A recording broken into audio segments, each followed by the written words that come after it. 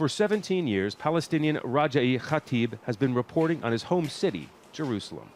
Like many of his colleagues, he was out on the streets during the protests at the Aqsa Mosque compound last month, filming and reporting for Jordanian TV. But one night, he says, he was beaten by Israeli police.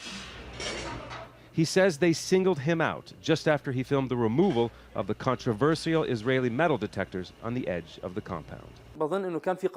I believe there was a decision by the government to get the journalists out of these areas, so they can do what they want and will not be filmed.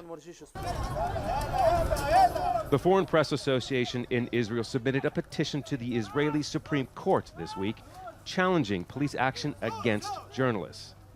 They say they have video evidence of violent police action directed at the media. And not just Palestinian media, Israeli journalists are complaining too. This wasn't declared a closed military zone or anything. We were told before, as the events were beginning to unfold, we were told explicitly by the government press office that everything would be done to give free access, to allow coverage. While the crackdown was happening, tourists were allowed into the same areas journalists were being forced from, supporting accusations that the police actions were to suppress coverage and not for safety.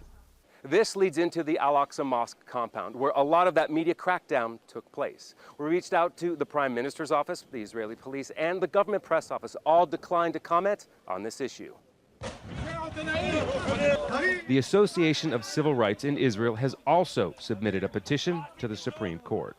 If you are not allowing people having freedom of speech and you are not allowing having freedom for journalists, then the rights for democracy and basic rights of laws in Israel is, of course, are not applied, and this is unlawful.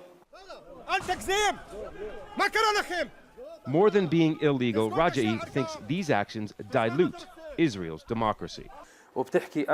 You say you are the most democratic country in the Middle East, and you are proud of your democracy.